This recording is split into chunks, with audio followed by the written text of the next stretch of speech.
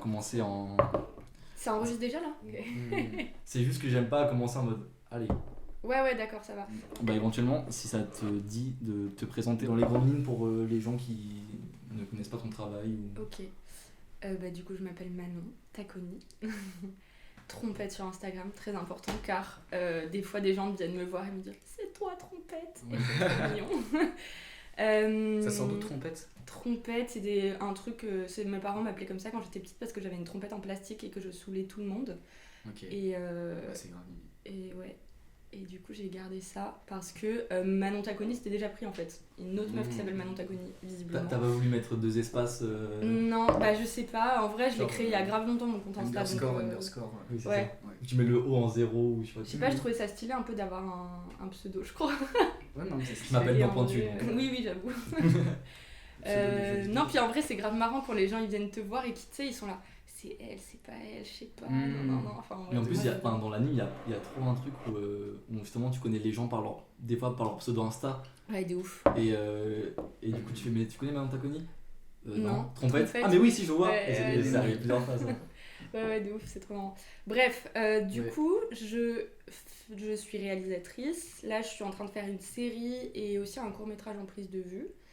Et avant, je suis sortie il y a 1 an et demi de mes études. J'ai fait du coup l'MK et la poudrière. Et j'ai fait 1 an de prépa à Sèvres aussi, il y a longtemps du coup. Mais du coup, je suis passée aussi en 2 spi par Sèvres comme à peu près tout le monde.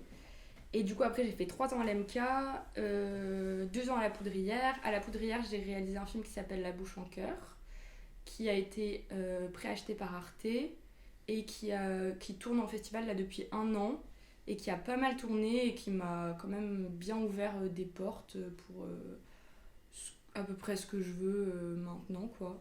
Enfin, pas ce que je veux, mais qui m'a bien permis d'enchaîner sur des trucs cool. Et du coup, là, je suis en train de faire une série avec les 2 personnages du film, qui s'appelle Garce. Et voilà, du coup, en général, dans mes films, c'est assez... Enfin, moi, j'aime bien écrire, j'aime bien quand c'est assez naturaliste. Et donc, j'aime beaucoup les dialogues, j'aime beaucoup le moment de l'enregistrement, du tournage, etc. Et donc, j'ai toujours eu ce truc un peu entre anime et prise de vue. Enfin, même dans mon film de fin d'études de l'MK, il y avait un peu de prise de vue, enfin, comme ça. Et du coup, là, je commence aussi... j'aimerais bien aussi commencer un peu en parallèle, faire et de l'anime et de la prise de vue. Donc, je fais mon premier cours en prise de vue parce que plus tard, je voudrais faire du long. Et jamais de la vie, je fais du long en anime. J'ai pas envie de perdre 15 ans de ma vie à faire un film qui va être vu par peu de gens parce que c'est de l'anime, malheureusement. Et donc, la série, je trouve que c'est pas mal parce que c'est un peu entre deux. Enfin, c'est sur une chaîne et tout. Donc, t'as forcément une visibilité avec le grand public qui est autre que dans les salles de cinéma. Ça, je trouve ça assez chouette. Et voilà, je suis née à Aix, j'ai passé beaucoup de temps à Aix, Marseille. Du coup, il y a un peu tous mes films qui se passent là-bas parce que c'est un peu la Provence, c'est un peu là où j'ai grandi, quoi. Et voilà. On s'était noté expérience à l'MK ou la poudrière. Alors l'MK, moi je suis arrivée à l'MK, j'avais 18-19 ans, je pense que j'étais super jeune. Okay. Parce que du coup j'ai fait 1 an de prépa juste après le lycée. Et à la fin je vais raconter cette anecdote parce qu'elle est super marrante et que je trouve c'est trop bien pour les étudiants d'entendre ça. Parce que moi, à la fin de ma prépa, j'ai eu aucun concours. Vraiment, alors que toute l'année, mes profs étaient en mode Manon, c'est super, tu vas faire des super choses, non.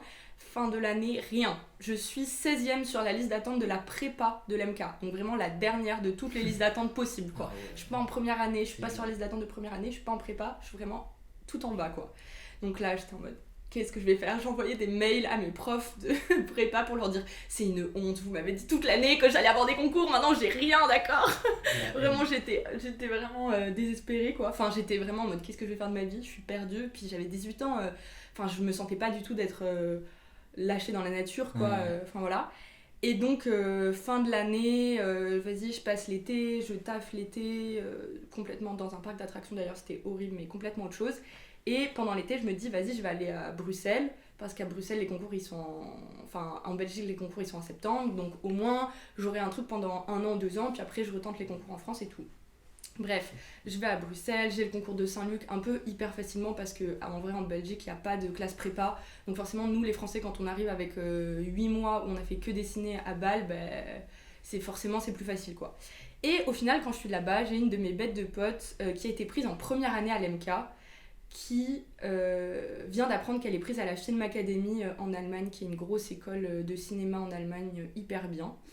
Et du coup, elle se désengage en gros de l'MK, elle dit bon bah voilà, je viens pas quoi. Et là, l'MK, ils disent trop bizarre, c'est toujours un mystère pour moi. Ah, c'est dommage, on a trouvé personne pour te remplacer. Et du coup, elle me dit ça. Moi, je les appelle en mode allô, mais je sais que vous avez une place en première année. Moi, je suis dernière de la liste d'attente de prépa, mais s'il vous plaît, prenez-moi. Et du coup, ils m'ont rappelé le lendemain en mode bon bah Manon, bienvenue en première année. On t'attend, la rentrée c'est dans une semaine, tu peux venir. Moi j'étais à Bruxelles en mode ouais, faut que je trouve un appart à Angoulême et tout, et c'était genre incroyable pour moi. Enfin, j'avais l'impression que c'était un miracle en fait ce qui se passait. Enfin, ouais. Mais après coup en fait, bon voilà, j'étais prise en première année de l'MK, c'est pas non plus lunaire, mais à l'époque, enfin tu sais, quand t'es dans les bails de concours et tout, déjà être pris à l'MK c'est un truc de fou. En plus là je devais même pas être en prépa, au final je passe en première année devant tout le monde parce qu'il y avait des pélos qui étaient pris en prépa et qui étaient pris sur la liste d'attente de première année. Eux ils sont restés en prépa pendant que moi je suis allée en première année alors que j'étais même pas prise. Bref, c'était lunaire, mais du coup je suis arrivée à l'MK. J'avais l'impression d'être en retard en fait. Dans ma tête, c'était inscrit que j'avais de la chance d'être là, mais alors que tout le monde s'en battait les couilles. Hein. Genre vraiment, personne n'avait capté que moi j'étais là par un truc bizarre, et les autres élèves, et même l'administration. Je sais pas qui c'est qui m'a fait rentrer dans cette école, mais... Des fois, les sélections, tu sais pas trop comment ça ouais, marche. Hein. C'est un peu mystérieux.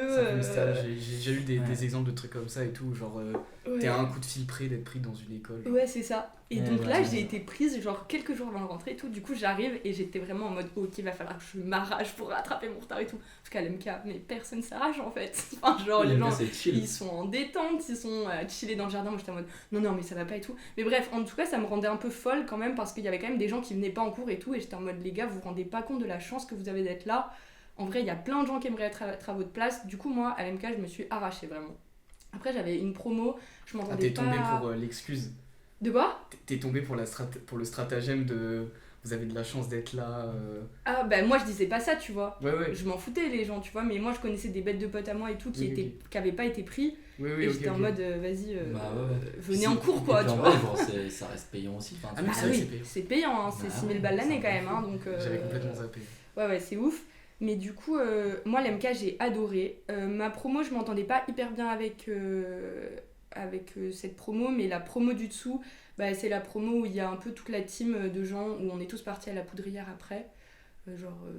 Ederne, Aliénor, Doublé, plein de gens, Maxime Saillard, Mathéo Salanave, Bertie Rondard, tout ça. Tous ces gens, après on est tous partis, on a un gros groupe de copains, on est tous partis ensuite les uns un peu après les autres en échelonné à la Poudrière. Et du coup, c'était trop bien parce qu'on avait un peu une acquaintance dans le travail. Et du coup, il y avait une émulation de ouf. On faisait des films ensemble. C'était hyper chouette. Et moi, j'ai trop kiffé l'MK parce que j'étais assez autonome. Du coup, tu fais ce que tu veux, en fait. T'es hyper libre. Enfin, il y a un côté un peu beaux-arts où... ouais, tu fais ta life, quoi. Tu montes tes projets de films. Et surtout, en deuxième année, t'as plein de projets de films. Je crois que moi, en deuxième année, j'avais fait genre 8 petits films. Ce qui est genre énorme. T'as énormément le temps d'essayer de te rater, de réessayer de te rater. Et du coup, tu cherches, t'es tout le temps en train de chercher des trucs. Par contre, il faut être assez déter parce que personne va vérifier si t'arrives à 9h ou à 11h ou si tu viens pas, quoi. Tout le monde s'en fout un peu, quoi. Moi, je crois que maintenant, ça a un peu changé. Je crois que ça a un peu changé parce que c'était trop... ouais, c'était un peu... C'était trop c'était trop bien. C'était trop bien, vraiment. Nous, on avait toujours nos maillots de bain, nos serviettes. Entre deux petits plans de film, on allait se baigner dans la Charente. Après, on retournait animer. Enfin, vraiment, c'était trop bien. Mais bref, j'ai adoré, mais quand même, c'est pas très professionnalisant, quoi. C'est-à-dire que tu sors de l'MK, tu fly, quoi. Hein. Tu sais pas trop où tu vas, machin, tout ça. Donc j'ai fait mon film de fin d'études où là j'ai fait j'ai pas fait n'importe quoi. Hein. Je me suis trop amusée à faire ce film, mais c'est genre un film de 9 minutes. Il y a de la Super 8, de la stop mo, de l'anime 2D. Enfin, c'est le bordel, quoi. Mais au moins j'ai essayé plein de trucs. J'ai tenté à la Poudrière, à la fin de la deuxième année, je me suis fait têche parce que j'étais trop jeune. Et j'ai retenté à la fin de la troisième année, et là j'ai été prise, et j'étais trop contente parce que c'était un peu l'école de mes rêves, la Poudrière. Et c'était trop bien, on est arrivés à 4 en même temps de l'MK, on était tous meilleurs potes, donc on était tous les 4 pris dans la même promo. C'était vraiment trop chouette. Et du coup, on est arrivé à la Poudrière. La Poudrière, c'est vraiment la meilleure école de la Terre pour les gens qui veulent faire des films en anime. Vraiment, c'est hyper professionnalisant. On t'apprend à tout faire en fait. Tu travailles tout le temps avec des pros, mais il y a un vrai travail du son, un vrai travail de comment tu gères tes comédiens, pourquoi tu vas animer comme ça, est-ce que ça sert, beaucoup de mise en scène et d'écriture. Et en fait, moi je me suis rendu compte à ce moment-là que c'était ça que je kiffais quoi. C'est que ça que je veux faire en fait, animer, bon, il faut le faire parce que c'est des films d'animation. Mais là, sur ma série et tout, moi je vais pas animer du tout. Enfin, je vais juste dire, voilà, je veux que ce soit animé comme ça. Mais voilà, donc c'était hyper bien. Par contre, c'est très intense. Enfin, c'est vraiment du 9h, 19h tous les jours. Enfin, 9h, 18h officiellement, mais voilà. Et en plus, chaque semaine, t'as 1 ou 2 séances de cinéma ou de théâtre obligatoires le soir. Donc en fait, c'est un peu non-stop, quoi. Genre, des fois tu finis, il est 22h parce qu'il y avait le cinéma, enfin, des fois 2 fois dans la semaine. Et par contre, vu que c'est hyper intense, c'est qu'on est 10 par promo, il y a un truc qui se crée qui est vraiment super super fort. Enfin, moi, les gens qui étaient dans ma promo à la Poudrière, quand je les vois en festival, j'ai l'impression que je suis avec mes cousins, quoi. Enfin, il y a un truc vraiment, c'est vraiment très fort, quoi. Donc ça, c'est vraiment trop bien. Et puis tu grandis ensemble, quoi. T'apprends ensemble. Donc ça, j'ai énormément appris, quoi. Enfin, je ferai jamais tout ce que je fais maintenant. Je me suis trouvée, en fait, à la Poudrière, vraiment. Avant, j'ai exploré plein de trucs à l'MK. Et à la Poudrière, j'ai fait, ah, ok, je comprends que c'est ça que j'ai envie de faire. C'est comme ça que j'ai envie de faire mes films, de parler aux gens. C'est de ça que j'ai envie de parler, etc. Et puis, en 2e année, du coup, tu pitches ton projet de film à Arte, Canal et France TV. Ils achètent chacun un film. Et du coup, moi, Arte, ils ont acheté mon film, ce qui m'a donné des opportunités de ouf, en vrai. Donc ça, c'est vraiment trop, trop bien, quoi. Et ça, sans l'école, ça serait pas arrivé, quoi. Ah, je vais te demander, en vrai, je pense que tu as dû le faire une centaine de fois, mais du coup, ton film de diplôme, c'était quoi la genèse de ce projet, tu vois, de quelle envie ça part, de quelle... Du coup, j'ai commencé à réfléchir au film, évidemment, l'été 2000... Attends, on est en 2021, je pense. Avant d'entrer en 2e année, quoi. Et je savais que j'avais envie de faire un film sur des meufs qui arrivent pas à se dire des trucs. Enfin, il y avait un truc de l'ordre de la communication. Et le truc qui a vraiment déclenché ce sujet-là, c'est-à-dire sur le silence dans la sexualité, les agressions sexuelles, etc. C'est ma petite sœur qui est venue me dire que sa meilleure amie s'était fait violer dans la maison où ils faisaient la fête depuis des années, c'est-à-dire un endroit qui était assez safe, quoi. C'était genre leur endroit de copains où ils allaient tout le temps, etc. Et sa meilleure pote s'était fait violer dans cette maison pendant une soirée, tu vois. Et ça l'avait rendue ouf parce qu'elle était trop en colère et je sentais qu'elle savait pas trop... Enfin, elle avait besoin de m'en parler parce que même si c'était pas elle qui avait vécu le truc, de recevoir la parole de quelqu'un, c'est super violent et tu sais pas vraiment comment faire, en fait. Enfin, qu'est-ce que t'en fais de ce truc? Est-ce que tu dis oh, c'est hyper grave, ou est-ce que tu dis oh ça va aller? Enfin, qu'est-ce que tu fais de ce bébé dont tu l'as pas demandé, tu l'as dans les mains mais tu dois faire avec, quoi. Et donc j'ai commencé à réfléchir à ça. Et du coup, c'est venu hyper naturellement, en fait. Une fois que je savais que je voulais parler de ça, et pas d'agression sexuelle, mais de comment recevoir la parole, c'est venu assez naturellement. Je savais que j'avais envie que ça se passe dans le sud, à Marseille, parce que c'est là un peu que j'ai passé beaucoup de temps adolescente. Donc j'avais envie que ça se passe là-bas. Et j'ai commencé un peu à écrire 2 films. Un film qui était plus en 3 actes, assez classique, quoi. Il se passe un truc, il y a un peu les péripéties du milieu et il y a la fin. Et un film qui avait pas du tout de structure narrative, où c'était que du dialogue de 2 meufs à une terrasse de bar. En fait, ça ressemble à ma série, enfin parce que ma série c'est que ça. Qui parle d'expériences de cul, etc. Et au bout d'un moment, il y en a une des 2 qui glisse que c'est pas toujours si bien que ça. Mais c'était que du dialogue, quoi. Et en fait, au bout d'un moment, j'ai réuni les 2 idées, et du coup, il y a quand même les 3 parties dans le film, mais il y a toute une grosse séquence qui est la séquence de la plage, que de dialogue et de de rire jaune un peu, quoi. C'est-à-dire, on parle comme si de rien n'était, et comment on découle ce truc, quoi. Enfin bref, j'avais envie de faire du dialogue, en tout cas. Il y avait ça. Donc en fait, ouais, une fois que j'avais les 3 éléments, un peu le silence dans la sexualité, Marseille et le dialogue, c'est venu assez naturellement, quoi. Il y avait aussi les personnages, je voulais que ce soit un peu des meufs un peu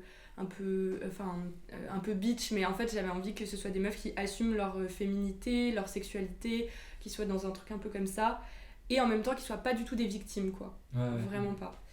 Et voilà, une fois que j'avais ça, j'ai beaucoup écrit, beaucoup. Et puis après j'ai fait un gros travail avec mes comédiennes aussi, mais c'était un film qui était très écrit.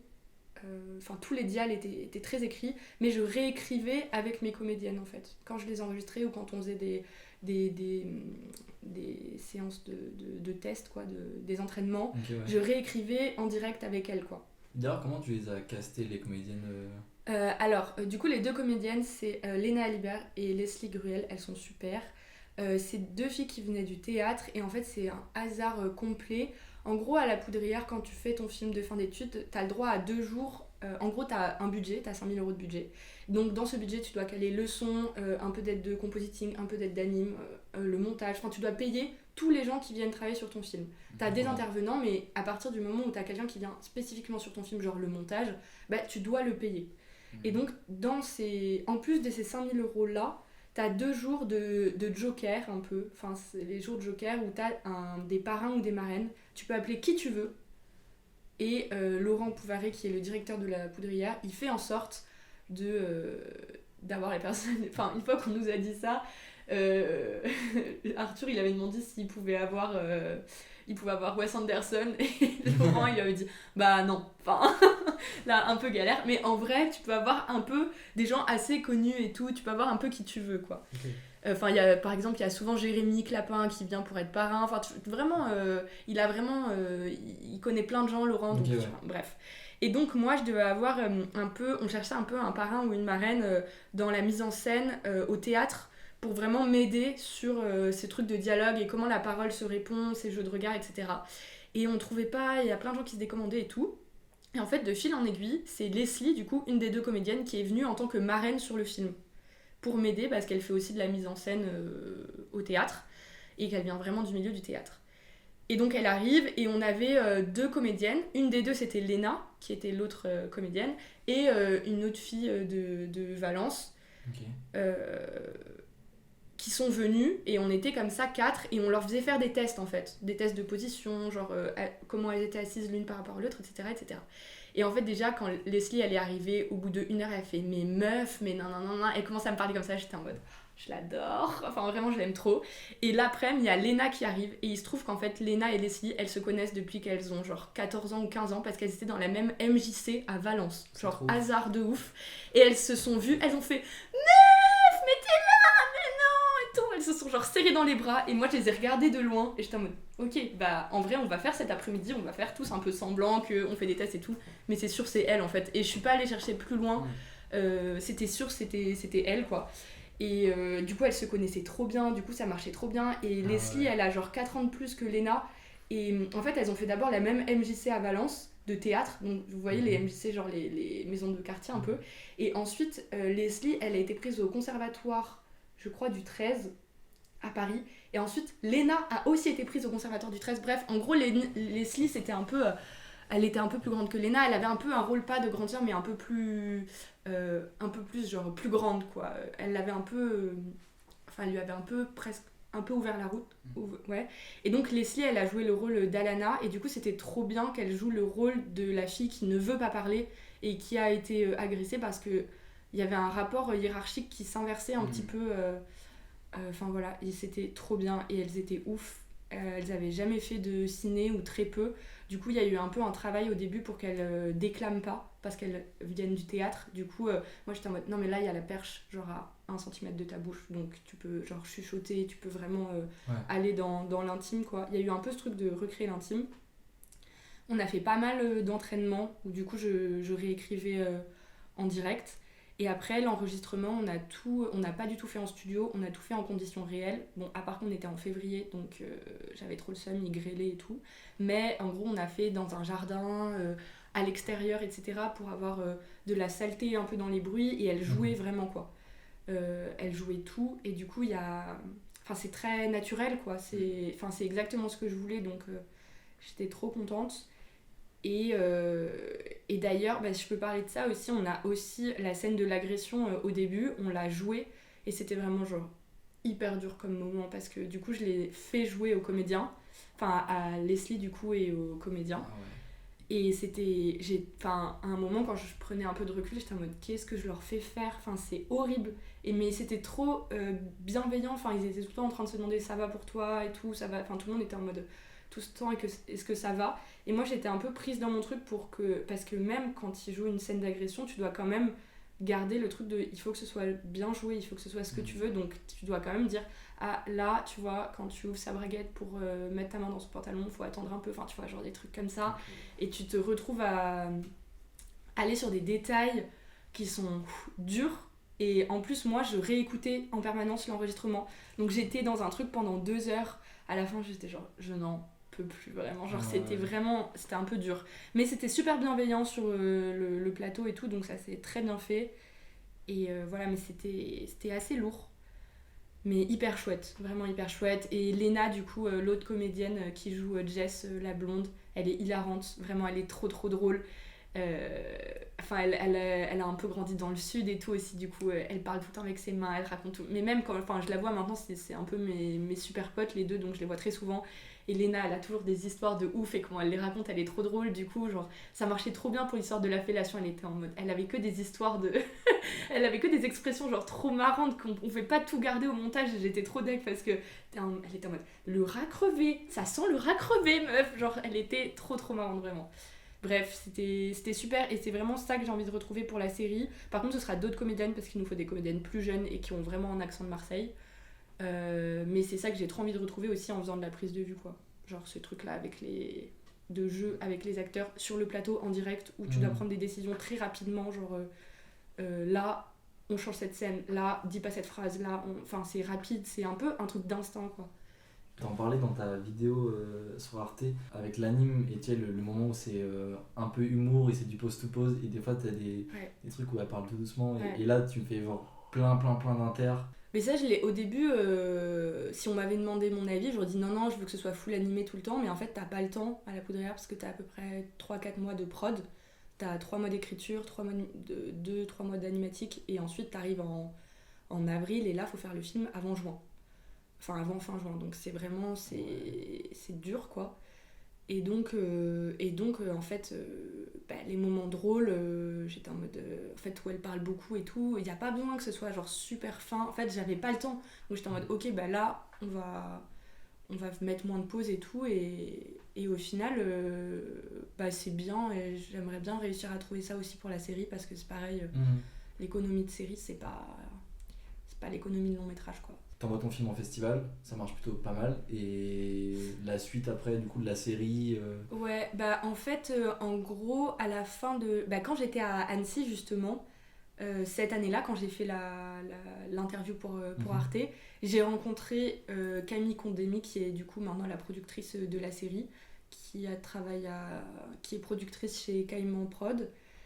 Et en fait, avant d'aller à Annecy, je sentais que ça allait pas être un Annecy comme tous les autres Annecy en tant qu'étudiante. Genre, je recevais des invitations pour des déjeuners, les trucs un peu où je commençais à switcher là, à plus trop être dans les trucs étudiantes parce que mon film était passé par Arte et tout. Et enfin, les gens savaient en fait déjà que le film allait être sur Arte. Et du coup, je sentais que bon voilà. Et du coup, je me suis dit, vas-y, là à ce Annecy, c'est sûr, je vais rencontrer plein de gens. Enfin, je me disais un peu que j'allais rencontrer du monde, c'était sûr, vu les trucs où j'allais être, quoi.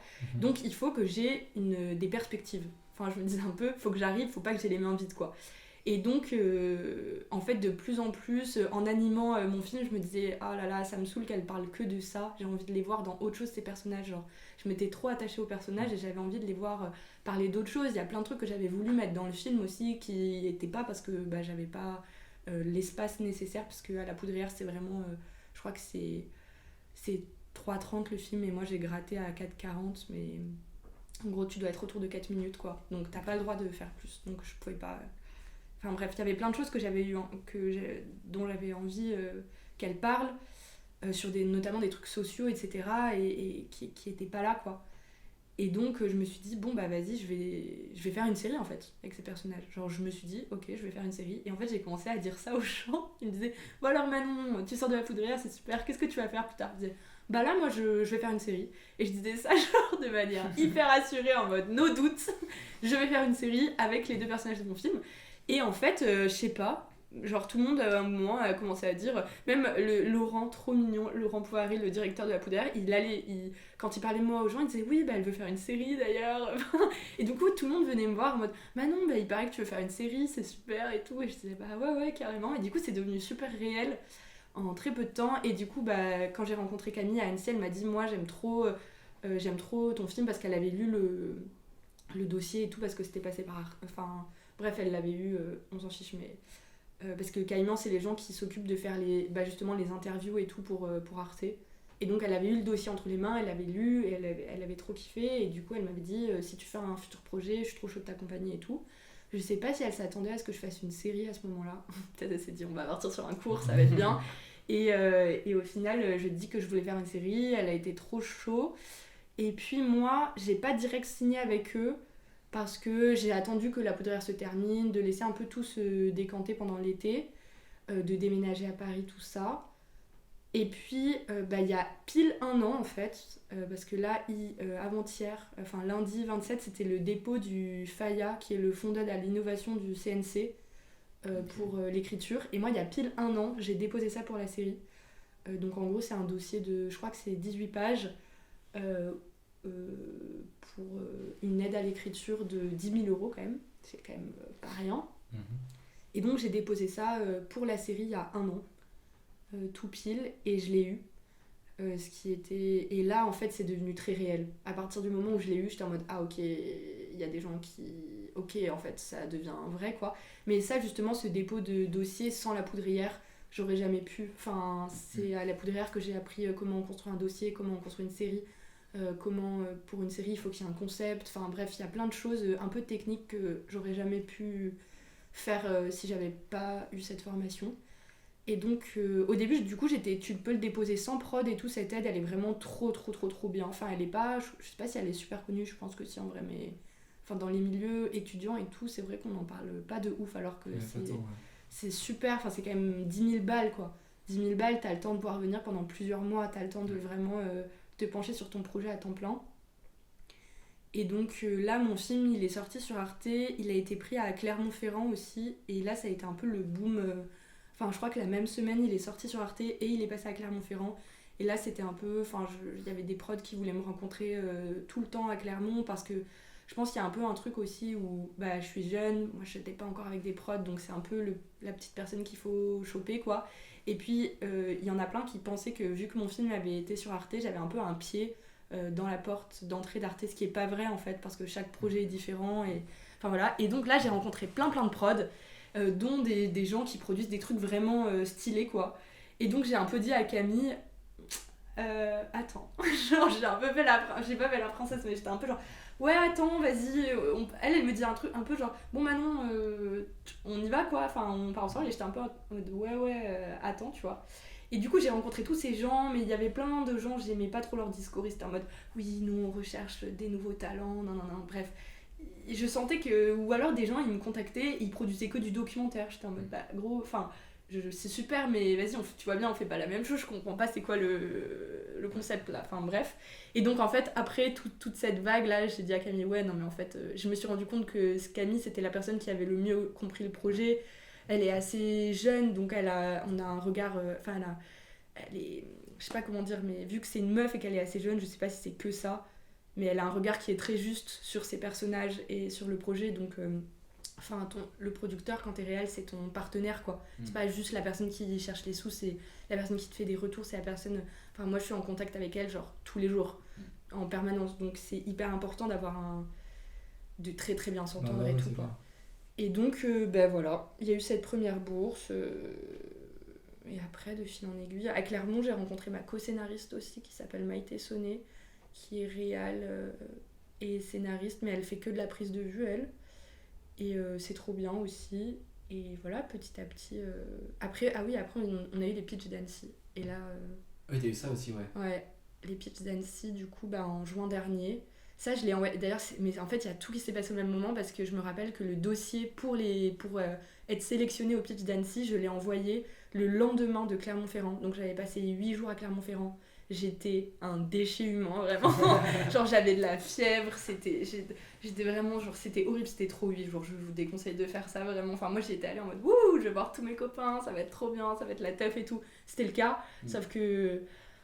Bref, c'était horrible. Et du coup, après, je me rappelle, j'étais chez mes parents. La deadline du dossier, c'était à minuit. À 21h, je me rends compte qu'il faut l'envoyer en anglais. J'étais en mode, oh mon dieu, oh mon dieu, oh mon dieu, j'ai envie de me buter. J'avais de la fièvre. Mes parents, ils étaient en mode, Manon, tu lâches ton ordinateur, tu viens manger. J'étais en mode, non, non, non, non, non, c'est pas comme ça, je peux pas là, c'est pas possible. Et bref, du coup, j'ai envoyé ce dossier. Mais un peu, j'avoue, je l'ai un peu envoyé. Bon, on verra bien. Parce que je me disais, là, le projet, il est jeune quand même pour les pitchs d'Annecy. Au final, j'ai été prise, donc j'étais trop contente quand j'ai appris que j'étais prise.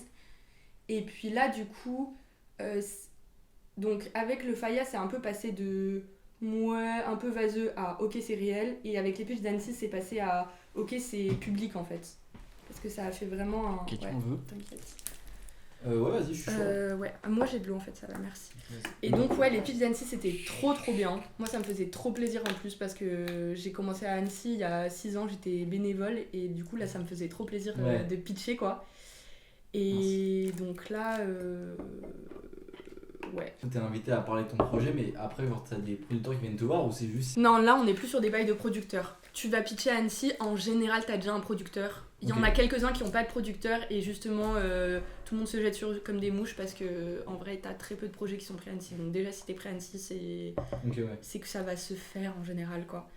Mais la plupart des projets avaient déjà des prods. Tu vas plutôt pour trouver un diffuseur, donc une chaîne, et éventuellement des coproducteurs, mais c'est pas l'idéal à Annecy quand t'es français pour trouver des coproducteurs parce que c'est intéressant d'avoir des coproducteurs à l'étranger pour pouvoir ensuite avoir d'autres diffuseurs à l'étranger et accès à d'autres bourses, c'est-à-dire à d'autres CNC en gros. Quoi. Après, coproduire en France, nous ça nous intéresse pas vraiment parce qu'on n'a pas besoin d'un coprod en France. Mais du coup, c'était à la fois pour présenter la série, aussi de tester la série sur des gens parce que, enfin, moi ça m'a fait énormément avancer parce que avant les dossiers que j'avais posés, j'avais pas fait beaucoup d'images, enfin c'était en gros le bordel. Et du coup, les pitchs d'Annecy, c'était en mode. Enfin, tout d'un coup, tout est devenu très. Ok, le concept c'est ça, ok. Enfin, tout, ça m'a fait énormément avancer en fait. J'ai créé plein d'images pour ça, donc. Enfin, ça a vachement fait solidifier le projet, quoi. D'avoir ça et de devoir être obligé de le présenter devant tout le monde. Le pitch c'était trop bien, en plus moi j'adore pitcher, enfin j'aime bien l'oral et tout, ça me fait kiffer, c'était assez drôle, personne ne riait dans la salle, vraiment j'étais trop saoulée, mais j'avais pitché mon truc avant, j'avais fait des pitchs blancs à mes prods, à des gens et tout, les gens ils rigolaient trop, et là vraiment Annecy, pas un rire, vraiment pas un rire dans toute la salle, juste quand je passe un extrait du film que ça parle de fellation en mode hyper hardcore, les gens ils sont genre comme ça, et il y avait plein d'étrangers, je pense, et ils avaient la traduction pas exactement en simultané, pas avec le ton et tout de comment je parle. Du coup, voilà. Mais je m'en fous parce qu'on a gagné le premier prix en fait, donc c'est trop stylé. Voilà, et donc.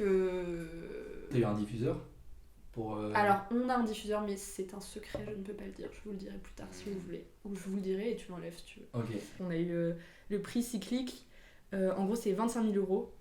Donc c'est trop bien, enfin pour commencer le projet c'est trop cool. Ah ouais, c'est trop bien. Et 2 mois de résidence à Cyclique. Et où je vais là du coup le 11 décembre, donc dans une semaine, dans 10 jours, je pars pendant 2 mois et demi en résidence à Cyclique, donc ça va être trop bien. Et c'était vraiment, moi, quand j'ai appris que j'avais des pitchs d'Annecy, j'étais en mode énervée. Après moi je suis vraiment une giga stalkeuse, donc quand je fais un truc, je check genre tout l'historique. J'ai regardé tous les prix qu'on pouvait gagner, tous les gens qui avaient gagné ces dernières années, j'étais en mode ok, comment on fait pour avoir ça, je veux ça moi.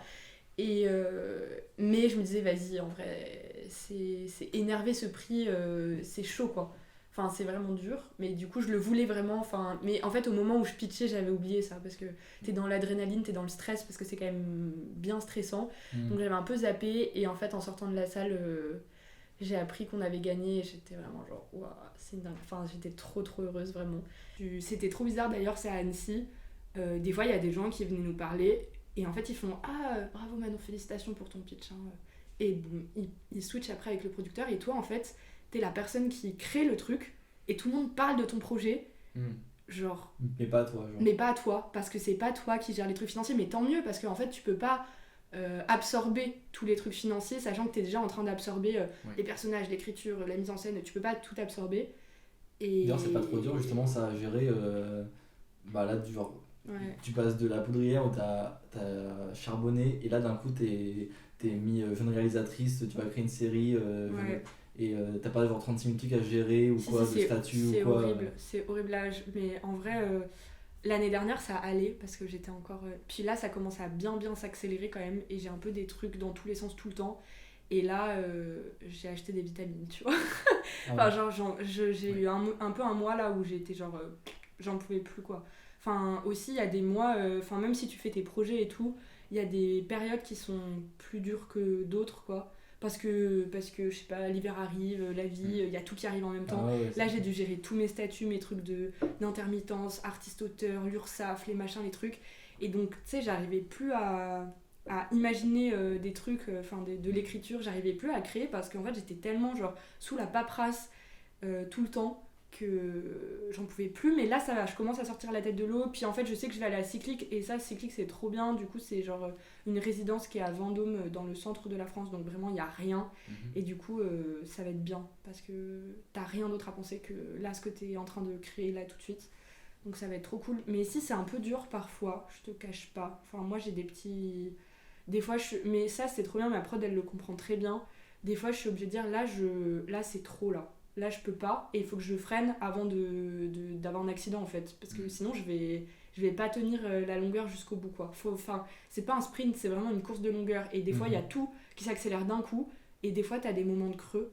Et il faut réussir à gérer les deux et à pas trop se surcharger de travail tout le temps. Parce que nous, c'est allé genre hyper vite, beaucoup trop vite. Enfin, pas trop vite, c'est trop bien. Enfin, moi, je suis trop contente que ça aille vite, mais c'est dur. Et puis, plus ça avance, plus l'équipe grossit. Donc, plus t'es sollicité en tant que réel. Enfin, moi, j'utilise souvent cette image. Je trouve quand tu fais un projet, surtout un gros projet, genre une série ou un long ou quoi, t'es un peu genre capitaine d'un bateau. C'est toi qui guide le bateau, qui dit où on va. Et il y a tout le temps plein de gens qui viennent te dire ah mais tu sais si t'allais par là ce serait stylé hein. Mais fais attention parce que là-bas il y a des rochers, là-bas il y a une tornade, là-bas il y a des grosses vagues. Et tu dois quand même dire ok bah je pense que la meilleure route ça va être de prendre les rochers. Je sais que ça va être compliqué mais on va quand même prendre les rochers. Enfin, c'est toi qui dois guider le truc et t'emmènes toute l'équipe avec toi et tout le projet c'est le bateau quoi.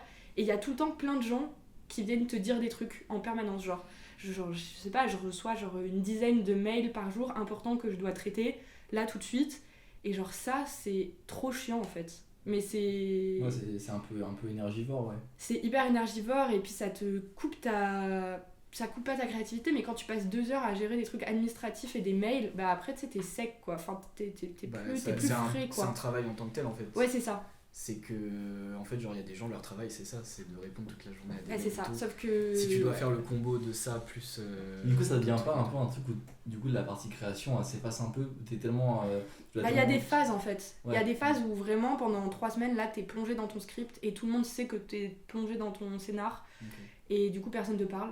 Enfin justement tu es en mode oui mais là j'ai pas le temps en fait. Enfin ça fait un peu comme on voit sur les plateaux, ne parlez pas à l'Oréal machin tout ça, mais c'est vrai en fait, genre il y a des moments où t'es obligé d'être, enfin tu sais tu peux quand même traiter des trucs mais tu peux pas tout faire en même temps tout le temps. Et je sais que là par exemple quand je vais aller à Cyclique ça va être ça pendant 2 mois et demi et ça va être trop bien. Mais là j'ai eu un peu un mois de chiant, mais c'est pas grave en fait, ça arrive, il faut juste réussir à gérer un peu les phases. Mais à Cyclique, tu seras seul ou il y aura d'autres réals ou d'autres auteurs Ouais, il y a d'autres auteurs qui font leurs films, parce qu'à Cyclique, tu peux faire ou du développement comme moi, ce que je vais faire, donc de la pré-prod en gros. Ah, donc c'est déjà écrit la série? Ah non, la série, il n'y a pas tout qui est écrit. Okay. Mais en fait, là, au printemps, on va faire un teaser. On va réaliser entièrement une partie de l'épisode pilote, pas tout l'épisode, parce que c'est des épisodes de 7 minutes, donc ça sert à rien de faire les 7 minutes. On va faire à peu près 3 minutes, je pense. Pour tester de A à Z le pipeline et les problèmes de logiciel, parce que c'est sûr on va avoir des problèmes comme dans toutes les prods, donc il faut anticiper ces problèmes pour pas qu'ils arrivent sur la prod. Parce que du coup je vais travailler avec les astronautes à Valence, je sais pas si vous voyez, c'est une boîte, c'est un studio et une boîte de prod qui a pas mal taffé sur Sirocco par exemple. Okay. Et sur pas mal de projets cool qui sont à Valence. Et du coup, j'y suis allée il y a 10 jours, là, 2 semaines. Et ils m'ont fait rencontrer genre un peu tous les réals qui étaient en train de faire des projets aux Astros à ce moment-là. Et ce qui revenait beaucoup, c'est que en fait, quand t'as un souci dans la prod, par exemple, tu écris pas vraiment que ton personnage doit genre attraper une cigarette, la mettre délicatement dans sa bouche, l'allumer. Tu dis juste le personnage fume, par exemple, t'es un peu vague comme ça. Ça va créer une chaîne de problèmes à tous les postes.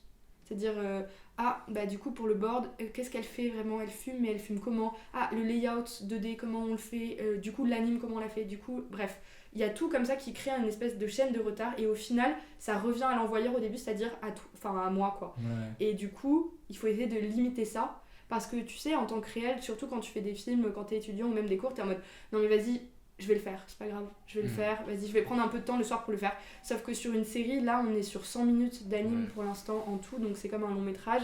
C'est impossible en fait, parce que tu te prends pas juste des petits cailloux le soir en étant fatigué, tu te prends une montagne sur la gueule, donc tu peux pas gérer en fait au bout d'un moment. Donc il faut essayer d'anticiper au maximum les problèmes.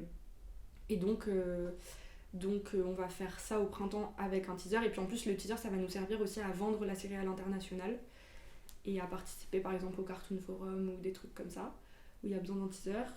Et donc là, à Cyclic, du coup, il y aura plein d'autres réals qui ou sont en production de leur court-métrage, ou sont en pré-prod de longs, ou de séries, ou de courts, enfin, peu importe.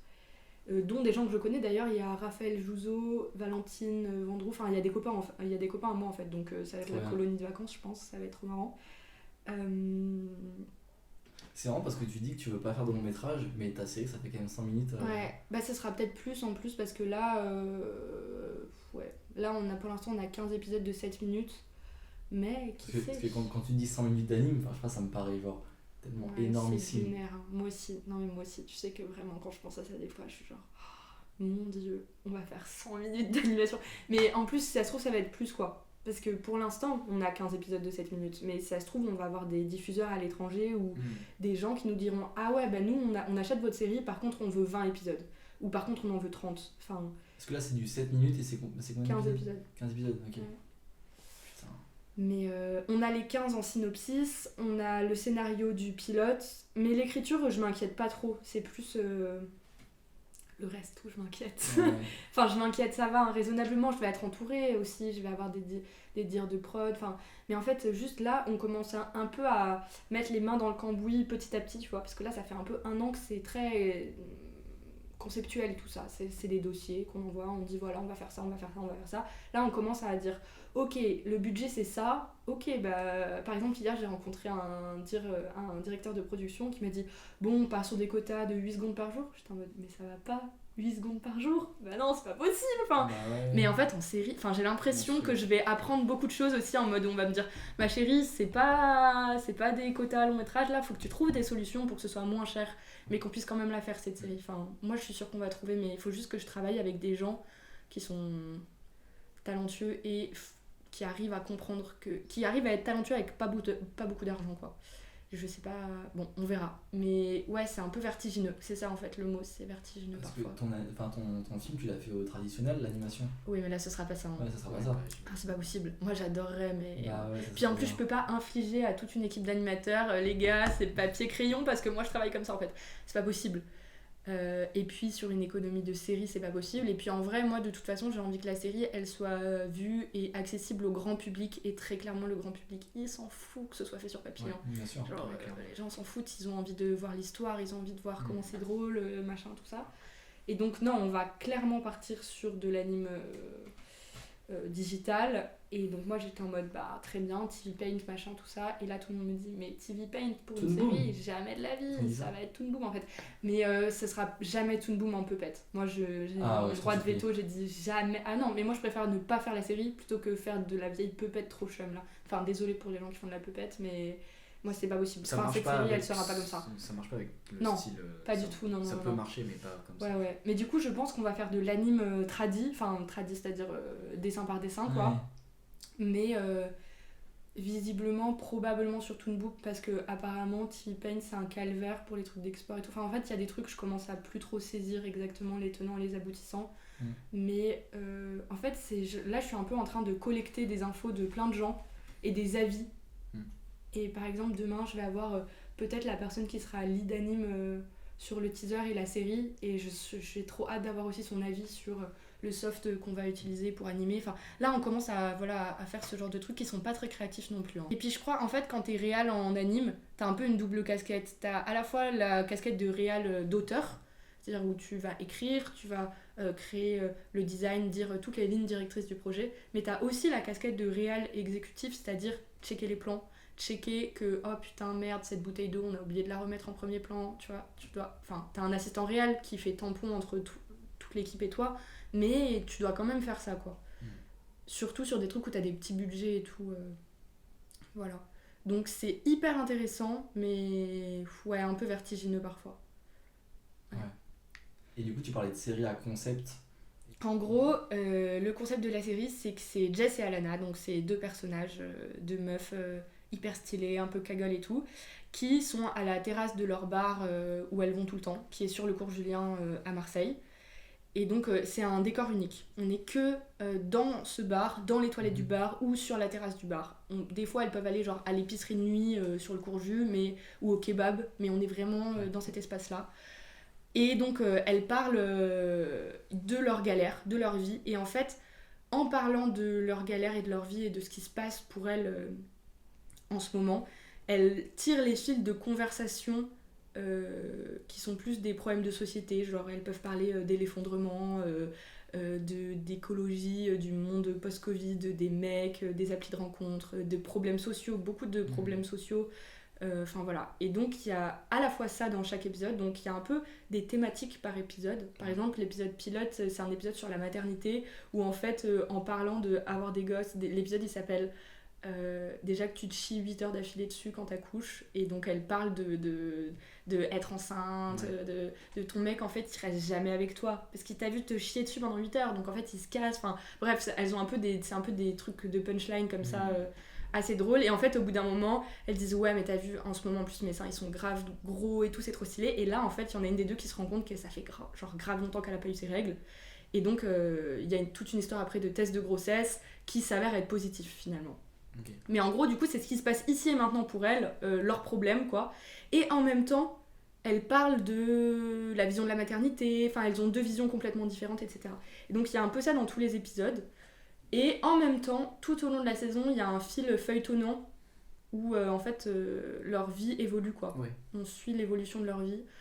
Jess, elle a beaucoup de problèmes, elle a un peu des tourments amoureux où elle est plus amoureuse de son mec mais elle reste avec lui un peu par confort et par habitude, sauf qu'en fait elle chope un peu des gens à droite à gauche, mais à chaque fois elle est en mode non mais c'est bon, c'est une soirée, non mais c'est bon, c'est les vacances, non mais non, et elle arrive pas trop à se défaire un peu de la vision classique du couple.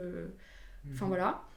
Et l'autre, Alana, elle veut devenir actrice, et du coup elle a été prise dans une école de cinéma, sauf qu'elle se rend compte au bout de quelques mois, enfin un peu après la rentrée, qu'elle a été prise juste pour remplir les quotas élèves de quartier difficile. Et du coup genre c'est horrible dans l'école, genre tout le monde est en mode ouais mais toi t'as pas à être là de toute façon, enfin bref elle est plus confrontée au milieu du cinéma assez bourgeois machin, et il y a un peu elle se sent pas du tout acceptée dans ce truc, et voilà, et donc il y a un peu un truc plus social, d'élévation sociale pour elle. Trop bien. Ok, ça donne grave envie. Ah bah cool. C'est vraiment un pitché. Ah bah j'ai l'habitude, hein. C'est l'habitude, et puis tu sais, genre le dossier, il est quasiment tout le temps ouvert sur mon ordi, je suis tout le temps en train de le relire, donc je te sors presque là des phrases par cœur, mais presque. Voilà, mais j'ai trop hâte, ça va être... et du coup là tu pars 2 mois, et du coup c'est aide au développement, du coup c'est pré-prod. C'est pré-prod, je vais faire des tests d'anime, je vais faire de la mise en scène, là on va modéliser tous les décors en 3D, le bar et la terrasse, pour que moi ça m'aide dans la mise en scène, que je puisse juste avoir une caméra que je promène où je veux. Les décors ne seront pas du tout en 3D évidemment, mais ça va nous aider pour faire les layouts. En fait on n'aura pas à se soucier de la perspective de telle chaise, de tel machin, de tel truc, ça on s'en fout en fait. Enfin, voilà. Et après on va faire des recherches décors avec Chloé Farr, je sais pas si vous voyez. C'est une de mes bêtes de potes aussi, elle était l'année en dessous de moi à la poudrière, et donc voilà, moi j'ai trop envie qu'elle fasse les décors parce qu'elle est trop forte quoi. C'est donc, vrai que c'est très ça va, oui. Ouais, ça va. Son film récemment est passé au Carrefour là. Ouais carrément. Ouais, c'est une dinguerie hein. Ah, ouais. Elle est trop forte, c'est super. Ouais, c'est hyper bien, et puis Enfin, oui, ça va être trop bien. Elle est trop forte en décor. Je pense qu'elle va réussir à trouver des solutions pour que ce soit beau, que ça ait une vraie identité graphique et que ce soit quand même assez économique. Et puis, on a toujours eu des styles qui matchaient assez bien. Enfin, moi, j'aime trop son taf, elle aime bien mon taf. Ça marche assez bien. Puis, on se connaît dans la vie aussi. On est très, très copines. On se voit tout le temps. Donc, je pense que c'est un peu à double tranchant de travailler avec ses potes. Mais en tout cas, ce qui est cool, c'est que tu sais que c'est des gens qui te comprennent déjà. Enfin, en tout cas, c'est pas quelqu'un à qui je vais devoir expliquer. Alors voilà, tu vois, la chaise, faut pas que tu la dessines comme ça. Parce que ça, c'est. Là, elle va faire des trucs qui, naturellement, je sais, parce qu'elle connaît super bien mon taf, et inversement, je sais que ça va me plaire, quoi qu'il. Donc, ça va être trop bien. Et puis, il y a un truc, genre, hyper coloré dans ce qu'elle fait, qui va bien marcher, je pense, avec la série. Donc, j'ai trop, trop hâte. Et voilà, on va faire des tests graphiques, en fait, beaucoup. Et en parallèle, continuer l'écriture. Et du coup, tu veux rester un peu sur le même. Parce que du coup, c'est les mêmes persos, mais le même style d'anime ou le même style graphique, ou tu vas changer un peu Ouais, non, graphiquement, les deux, elles ont quasiment pas bougé. Elles sont juste un peu. Pas mieux dessinées, mais je les ai plus dans les mains parce que je les ai dessinées pendant un an, quoi. Donc là, c'est plus facile. Puis même, j'ai progressé en fait aussi depuis que je suis sortie de la poudrière. Donc voilà. Mais oui, je pense qu'on aura une anime un peu pareille, avec des moments en pause-to-pause, notamment quand elle parle. Parce que quand il y a des gros moments de conversation et que c'est hyper drôle, en fait, on s'en fout. Voilà. Et d'autres moments beaucoup plus fins. Voilà. La mise en scène, elle va rester très simple, un peu comme dans le film, où genre. Il y a une vraie exigence du cadrage et des regards vers où ils sont tournés, qu'est-ce que tu filmes, à quel moment, qu'est-ce que tu mets en hors-champ, pourquoi, etc. Mais en même temps, il n'y a pas de plan séquence il y a pas... Si, il y a un peu des plans qui sont très longs, mais il n'y a pas de décor animé, de choses comme ça, quoi. C'est des caméras qui sont assez fixes, et voilà. Et c'est pas cuté dans tous les sens. Par exemple, dans le film, il fait 4,40 et il y a 18 plans, ce qui est vraiment pas beaucoup. Et je pense qu'on va rester sur des longs plans comme ça, où vraiment elle parle en fait juste et voilà. Ça va être trop bien. J'ai hâte, vraiment. J'ai trop hâte. J'espère que ça va... Sur les animes de main et de pause to pause. Alors, on sent que juste t'as bien étudié les deux mais je les ai filmés en fait. Bah oui, mais ça se sent. Ouais. Et qu'il y a vraiment des trucs que tu chopes. Des mouvements de tête comme ça, je sais pas. Bah, je les ai filmés beaucoup. Moi, je me suis beaucoup filmée aussi et je faisais de la roto parfois. Bah sur certains plans, t'as notamment beaucoup de mouvements de main qui sont rotoscopés parce qu'en fait, genre, pourquoi aller te galérer à les redessiner de ouf alors que en vrai les mains elles sont là, tu vois, tu les redesignes comme toi tu veux par exemple, puis elles ont des ongles et les ongles vraiment c'est... Enfin bref, c'est hyper compliqué. Donc moi j'aimerais bien rester sur une anime comme ça qui est parfois un peu semi-rotoscopée. Après encore une fois, on n'est pas sur 4 minutes d'anime mais sur 100. Donc il va falloir trouver des... Je peux pas juste dire aux animateurs, bon, vous faites un peu comme vous voulez, puis des fois vous rotoscopez si vous voulez. Il va falloir mettre en place une chaîne de production, quoi, en gros. Peut-être où ils auront dans chaque plan, dans chaque scène, la référence filmée, et puis ils s'en servent s'ils veulent ou pas. Bref, je sais pas en fait. On va voir, mais ça, c'est des choses à mettre en place aussi, quoi. Ok, ouais. Voilà. Je pense que c'est lointain, mais quand est-ce que ça va rentrer en prod ? Est-ce que tu as des deadlines déjà ou c'est encore Non, on n'a pas de deadline encore. Du coup là on fait un teaser au printemps, on espère que du coup on va présenter la série au Cartoon Forum en septembre prochain, donc en septembre 2024, et moi j'aimerais partir en prod dans la foulée, quoi. Je pense que j'aimerais moi dans l'idéal qu'on parte en prod à partir de septembre-octobre 2024, mais ce sera peut-être plus janvier 2025 honnêtement, mais déjà rien que quand je dis ça c'est... Ça paraît... Je suis en mode waouh. C'est clair. Tu vas pas t'en sortir de cette histoire-là, 100 minutes. C'est ça. Non, mais c'est littéralement infini. Non, mais si, après, on aura une grosse team d'animateurs, quoi. Oui, bien sûr. Mais je pense qu'une fois que la prod, elle sera lancée, on est sur du 6 mois de prod, quoi. Tu vois, une fois que c'est lancé, on y va, on avance. Mais... Ouais, parce qu'en fait, vu que ça parle de sujets actuels, en plus... Il faut que ça sorte pas dans 4 ans en fait. Il faut que ça sorte dans 2 ans au maximum parce que sinon après ça va être dépassé, quoi. Ouais, si genre le dernier épisode c'est un hors-sujet total parce que tu l'as écrit il y a 1000 ans. Ouais, c'est ça, exactement. Donc moi j'aime bien, puis moi je suis assez speed et tout, donc j'aime bien que les choses elles aillent assez vite, quoi. Puis en plus tu gardes une forme de fraîcheur et d'instinct, que tu t'appesantis pendant des ans pour trouver des sous, c'est chiant, quoi. Avant t'avais envie de faire un film, tu faisais un film parce que t'étais seul, et là du coup c'est plus ton juste ton bateau et il faut que tu fasses ramer toute une équipe. Et exactement. Et puis il faut que tu trouves de l'argent, enfin de l'essence pour le bateau si tu veux, enfin ce qu'on veut, tu vois. Mais en vrai, l'argent, j'en parle beaucoup et tout, mais c'est un vrai bail, hein, parce que sans argent, tout ça, ça n'existe pas. Et en plus, on se rend pas compte à quel point c'est lunaire les coûts. Enfin, moi, je me rendais pas compte. Je n'avais aucune idée de chiffres. Mais là, je commence un peu à cerner. Et je crois que là, pour cette série, on va avoir besoin de genre 1,5 million, quoi. Peut-être même plus. Enfin, peut-être ça se trouve, je dis des chiffres complètement lunaires, mais je crois que c'est à peu près ça, quoi. Ouais. C'est chaud, c'est énorme. C'est ça, ouais. Et c'est pas beaucoup. Parce que tu vois, genre, J'ai perdu mon corps, je crois qu'il était à 4 millions, 6 millions. Et c'est la même durée. C'est 100 minutes, tu vois. Donc en fait, voilà. Et donc, pour réunir tout cet argent, il va falloir trouver des coprods.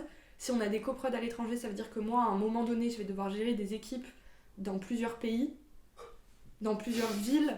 Parce que déjà, là, on va voir Valence et Paris, c'est sûr. Maybe, à un moment, on aura Angoulême. C'est mort, j'ai pas du tout envie d'aller à Angoulême déjà que Valence. Bon, bref, mais voilà. T'as pas kiffé Valence ? Bah, j'ai pas envie d'y retourner, quoi. Vraiment pas. Genre, c'est un peu étouffant cette ville, il y a que des gens de l'anime partout. Voilà. C'est cool, hein. Enfin, tu vois, c'est cool. Moi, c'est juste, c'est pas mon délire, quoi. Bref, mais en tout cas, les gens qui sont là-bas, il y a quand même des gens hyper talentueux à Valence parce qu'il y a beaucoup de gens qui sortent de super bonnes écoles et tout qui sont restés là-bas parce qu'ils kiffent. Donc voilà. Et puis en fait, là par exemple, on a une bourse en Drôme. Et en fait, quand tu as une bourse à un endroit, que ce soit dans une ville ou dans un pays, tu es obligé de dépenser l'argent de cette bourse dans cet endroit. Donc là, on a eu 15 000 euros en Drôme, donc on doit dépenser cet argent-là à Valence. On n'a pas le droit juste de prendre l'argent et de faire travailler des gens à Paris, quoi. Ok. Et ça, c'est le système global pour tout. Il n'y a que le CNC ou Cyclic, par exemple, parce que c'est un prix que je peux dispatcher, enfin c'est pas moi qui le dispatche, c'est ma prod, mais qu'on peut dispatcher comme on veut. Mais sinon... Si on a, là, on a demandé une bourse en PACA, donc en Provence-Alpes-Côte d'Azur, dont la Drôme fait partie, heureusement. Mais si on a cet argent-là, on devra aussi le dépenser dans le sud. Donc on va peut-être avoir une partie de la prod à Marseille aussi à un moment, enfin bref. Et donc là, on va peut-être être avec des coprods espagnols, peut-être aussi en Hollande, enfin j'en sais rien pour l'instant, ça c'est très flou. Mais ça veut dire qu'à un moment, on aura des équipes dans plein d'endroits différents et qu'on recevra des plans de partout en même temps, quoi. Ok. Ça va être tellement dur de mener le... Je sais pas comment je sais pas. Non mais t'es aidé, t'as des assistants. Si t'as des coprods étrangers, ça veut dire que la série après elle sera forcément traduite. Mais je sais pas, ça justement c'est des trucs auxquels on doit réfléchir. De toute façon pour l'instant on a peut-être des coproducteurs, mais ça sert à rien en soi d'avoir des coprods à l'étranger si t'as pas de diffuseur à l'étranger. Ouais. Donc si on aura des coprods si on a des chaînes à l'étranger en gros. Mais du coup ça je ne sais pas, avant-hier j'ai fait une conférence au Carrefour de l'Anime et après je suis allée voir Émilie Tronche qui parle de Samuel. Je sais pas si vous voyez, c'est une série Arte qui va sortir en mars je crois et c'est trop bien, faut absolument aller voir son travail. Okay. Samuel c'est incroyable vraiment, c'est 20 épisodes de 5 minutes sur un garçon qui a 11 ans à peu près et qui raconte sa vie dans les années 2000. C'est hyper bien écrit et tout. Et bon, déjà de voir ça, moi j'étais un peu en mode waouh, genre elle racontait tous les trucs et tout, et il y avait ma prod avec moi et j'étais genre regarde ce qu'on va faire, genre c'est lunaire quoi. Et encore, c'est animé très simplement, etc. Il n'y a pas de couleur par exemple, il y a plein de trucs. Bref. Et qu'est-ce que je veux dire ? Oui, et eux ils ont une chaîne en Espagne. Et ils ont complètement fait une vraie adaptation de la série, c'est-à-dire que c'est entièrement traduit et il y a même des scènes parfois qui sont changées parce que vu que c'est des refs de quand nous on était enfants, c'est-à-dire genre les feuilles Diddle, les bails comme ça, et ils ont dû mettre des refs espagnols. Okay. Donc il y a vraiment des trucs qui ont été réanimés et tout pour la version espagnole. Moi je sais pas trop, je me dis où on reste sur c'est une série française qui se passe à Marseille, donc sous-titrée en fait, et ça reste en français. Où on traduit, mais ça va être grave bizarre de traduire étant donné que ça se passe à Marseille. Oui, c'est bizarre. Il y a une identité française qui est très forte, mais je sais pas, en fait, ça dépend de... En fait, c'est ça qui est trop fou quand tu montes aussi un projet de série, c'est que t'as des sons de cloche en permanence différents. C'est-à-dire que là, si par exemple on a une chaîne en Espagne, ça se trouve, ils vont nous dire « Bon, écoutez, c'est super, par contre, on prend qu'une série, nous, de 30 épisodes de 5 minutes, entièrement traduite. » Enfin, tout peut changer tout le temps, en fait. Ouais. Et tu dois essayer de tout le temps... réunir les avis de tout le monde pour... Donc là, en gros, le format que tu dis, en mode c'est dans le meilleur des cas, si t'arrives à trouver... Ouais, après je pense que ça va être ça le aller. format, parce que de toute façon les diffs en France ça va aller. 7 minutes c'est un bon format, genre c'est un vrai format qui existe, tu vois, c'est pas genre je suis pas en mode ça va être 8 minutes 45 parce que je l'ai décidé comme ça, c'est un vrai format et au début on était sur du 5 minutes, mais en fait en écrivant on s'est rendu compte qu'on n'avait pas assez de place dans les épisodes pour développer tout ce qu'on voulait, donc on est passé sur du 7 et on a plus d'espace, etc. C'est beaucoup plus agréable. Et donc voilà, par contre il est possible qu'on doit faire plus d'épisodes, mais ça bon, c'est inépuisable comme sujet, je veux dire, c'est deux meufs qui parlent de 20 ans donc c'est vrai que tu peux en faire une centaine que... Oui, oui, bon, oui. j'ai pas envie, mais... Non, mais oui. En fait, ouais, c'est trop bien, hein, mais j'ai pas envie d'y être sûr. jusqu'à mes... En fait, j'allais dire, là, j'ai pas envie d'y être jusqu'à mes 30 ans, mais étant donné que j'ai 25 ans, je pense que... C'est possible, ouais. Bah, en tout cas, si ça marche et qu'on doit lancer une saison 2... En fait, j'aimerais pas passer ma vie à faire ça, quoi. C'est trop bien pour... C'est ce que j'allais dire, c'est du coup, je pense que tu fais quasiment que ça, mais t'arrives à des fois sortir la tête de l'eau et juste te mettre sur des trucs... Bah là j'ai fait un petit toi, gif la semaine dernière, je sais pas si vous avez vu sur Insta, ça m'a fait trop du bien vraiment de faire autre chose. Mais normalement, actuellement, je suis censée écrire le scénario de mon court-métrage et justement, je n'y arrive pas. Vraiment, ça ne sort pas. Parce que je pense que j'ai tellement la tête dans la série que j'y arrive pas, quoi. Enfin, ça... Je sais pas comment expliquer. C'est pas que je travaille pas assez et tout, parce que quand je dois travailler dessus, je suis en mode... j'arrive pas à m'y mettre, quoi. Du coup, je travaille sur d'autres choses parce que j'ai toujours plein d'autres trucs à faire. Mais justement, ce cours, déjà j'ai hyper envie de le faire parce que j'ai trop envie de voir l'histoire que j'ai écrite et tout dans ce court-métrage. J'ai trop envie de faire de la prise de vue. Et puis, encore une fois, j'ai pas envie de faire que de l'anime. Donc, et puis, j'ai déjà des prods et tout. Enfin, en vrai, le cours, il est un peu lancé aussi. J'ai d'autres prods qui attendent mon scénario. Et je suis genre, oui, ça arrive, mais je ne sais pas quand. Enfin, voilà. Mais non, j'arrive pas trop à sortir la tête de l'eau, c'était ça la question. Mais il faut que j'apprenne aussi, c'est normal en vrai. Je suis en train même là, en d'apprendre. vrai, là, ça fait 1000 ans qu'on parle et tout, on parle que de ça, quoi. Ah oui, bah oui. Parce que non, mais je suis partie dans le truc. Bien sûr, mais ça, je trouve normal, c'est intéressant, tous ces trucs. Surtout la partie technique et tout, quand on entend. Enfin, la partie genre administrative, bref, toute cette partie-là. Qu'on connaît pas forcément et tout, que moi je connais pas du tout. Tu sais que tu crées la série et tout, mais à côté t'es en mode mais les cocos c'est pas drôle.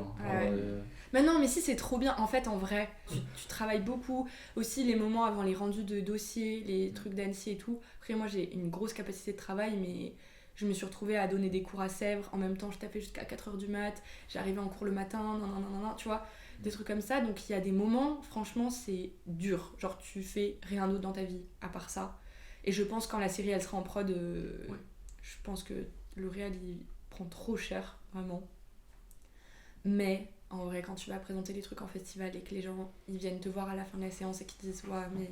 Enfin, là je parle pour mon film, des meufs qui sont venues me voir avec les larmes aux yeux en mode merci, je l'ai montré à mes amis, à ma famille et merci, c'était exactement ça qu'il fallait. Et on parle juste d'un petit film de 5 minutes, mais en fait là, tout ça, ça existe plus quoi. Enfin, ouais, c'est pas grave. Et quand je vois qu'il y a déjà des gens là, pas beaucoup tu vois, mais qui attendent la série et qui sont en mode waouh ça va être trop bien, on a trop envie de voir ces personnages, enfin toute proportion gardée évidemment, hein. Mais ça donne trop de la force et t'es en mode bon bah en fait tout ça ça va aller quoi, enfin ça va aller. Et puis quand t'es touché par tes personnages, parce que enfin moi mes personnages, enfin Jess et Alana c'est mes potes, je sais qu'elles n'existent pas mais enfin je les connais hyper bien. C'est un peu genre je les vois faire plein de trucs tout le temps quoi, et ça c'est quand même c'est cool quoi. C'est trop bien, je trouve, quand t'arrives à créer une relation avec tes personnages. Un peu malsain, mais moi je suis amoureuse d'un des persos de la série, enfin pas pour de vrai, mais vraiment quand je l'ai dessiné j'étais en mode waouh il est trop stylé, j'aimerais tellement le rencontrer en vrai, je l'adore déjà. Bref, pardon. Ah ouais, moi je voulais parler d'un truc parce que ça m'avait fait trop rire. Parce que du coup, ta série, genre, enfin ton film, il y a pas mal de gens qui en ont entendu parler et tout, sur Arte, des gens qui l'ont vu et tout. Et moi, je voulais grave te parler genre des commentaires là, je crois que t'avais fait des stories et tout. C'était une folie, ça m'avait fait trop rire, c'était... Ouais. Enfin, bah ouais, je peux parler de ça. Ça va pas faire de bruit normalement de fumer. Donc... Non, vas-y, t'inquiète. Où j'ai mis mon briquet encore? J'en ai pas. T'as pas de briquet? Non, j'ai pas de briquet. Que tu fumes pas toi? Non, je suis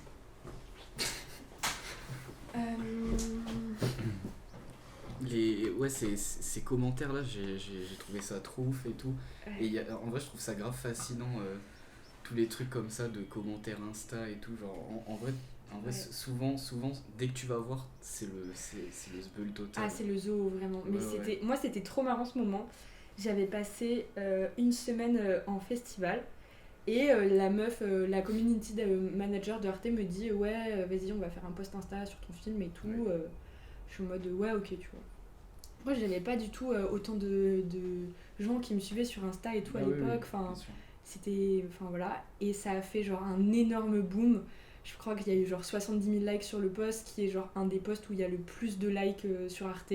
C'est ouf. Ouais, c'était un truc de ouf. Genre, je prenais l'avion pour rentrer de festival et le post il a été posté juste avant que je monte dans l'avion. Et quand je suis arrivée du coup en France, j'ai enlevé le mode avion de mon tel et là, mon Insta il était. Enfin, genre, j'avais des centaines de DM. Enfin, C'est trop ouf. c'était ouf en vrai. Et j'ai eu beaucoup de gens justement. Ça, c'était trop bien en fait, c'est que ça a touché tout d'un coup un public beaucoup plus large. Enfin, il y a genre des influenceurs et des influenceuses qui ont partagé, qui font pas du tout partie du milieu du cinéma ou de l'anime. Et du coup, il y a des gens qui sont allés voir le film, ou en tout cas qui ont vu le post, qui font pas du tout partie du milieu de l'anime et du cinéma. Donc j'étais trop contente. Par contre, mes DM, ils étaient remplis de gens qui venaient me parler de trucs super perso et tout. Et du coup, au bout d'un moment, j'étais genre, waouh, Ouais. je peux pas absorber tout ça. Enfin, c'est pas possible. Mais c'était quand même trop bien de voir que ça touchait le grand public. Et il y a eu ces fameux commentaires qui étaient genre... C'était trop marrant en fait, parce qu'il y avait des gens, enfin que des mecs, hein. Oui. Et évidemment, Bien c'était sûr. genre que des vieux gars, genre, qui venaient et qui étaient en mode, waouh, c'est tellement mal dessiné. Genre, vraiment, ils étaient grave inventifs en plus dans leurs commentaires. En mode, même South Park, c'était mieux. Je devrais dire à ma petite soeur, une petite cousine de 5 ans de dessiner ça, c'est trop de la merde et tout, machin. Ou ce nouveau langage des jeunes, trop de la merde et tout. Et moi, ça me butait de rire. Parce que ça, en fait, ça me faisait trop rire. Ils ont tellement le seum. Bah, c'est ça, ça puait le seum et en fait ça Ouais. faisait tellement à côté, j'avais tellement de retours genre full C'est positif que en fait c'est plus drôle en fait. J'avoue, Quand c'est tu vois drôle. qui c'est qui envoie les messages, tu fais bon, allez. Ouais, Ouais, tu vas voir les comptes. ouais, vraiment. C'est ça, tu vas voir les Sur comptes, les tu fais comptes, bon, tu allez, veux. c'est bon. Ouais, c'est Ouais, clair. au début tu vois je faisais ça et puis au bout d'un moment juste je me promenais dans les commentaires parce que c'était trop drôle. Et moi évidemment je répondais pas parce que vas-y, pas le time, mais vas-y tu vas pas partir en Ouais, débat avec ces bien gens-là. Par contre, il y avait des gens qui venaient, que je ne connaissais ni Dev ni Nadan, qui venaient me défendre en commentaire en Ouais, mode ouais. vous n'avez rien compris à la vision de l'auteur et tout. J'étais genre c'est hilarant, enfin C'est trop fort. c'était trop marrant vraiment. Et ouais, ça c'était trop bien en vrai, ça a fait un petit... au final on parle tout le temps des festivals et tout pour les films, mais ça pour moi c'était plus important presque Ouais. que les festivals parce que tout d'un coup ça a eu énormément de visibilité avec du Ah ouais, public le pas... festival, ouais, c'est c'est ça. un peu. C'est genre, c'est bien, mais c'est. Bah c'est un peu Les, niche les quoi. réseaux sociaux Mais maintenant, c'est. ça, en c'est fait, genre le bien festival, plus carré, en fait. c'est bien, mais. Pour les gens qui connaissent, quoi. Ouais, le milieu de l'anime, moi, c'est ça, tu vois. Genre, en vrai, Bah, tu vas dans les festivals, ouais. c'est toujours les mêmes têtes que tu vois, quoi. Ah ouais, En ça vrai. c'est trop cool aussi par contre parce que tu rencontres des gens que tu revois dans des villes différentes pendant un an, c'est trop chouette. Et par contre, bah, moi le premier festival que j'ai eu et qui était vraiment mon festival de cœur parce que c'est le festival où je vais depuis des années, c'est Clermont-Ferrand. Et Clermont, ils arrivent à garder un public hyper hétéroclite où il y a énormément de grand public parce que c'est pas cher du tout. Ouais. C'est genre, je crois, 35 € les 15 ou les 10 tickets, enfin... En gros, c'est vraiment pas cher du tout. Et du coup, c'est très implanté à Clermont. Et du coup, t'as beaucoup de Clermontois. Et t'as tout d'un coup tout le milieu du cinéma, mais documentaire, expérimental, prise de vue, anime, tout le monde qui se retrouve là. Et t'as beaucoup de jeunes, parce que c'est que du cours, Clermont-Ferrand.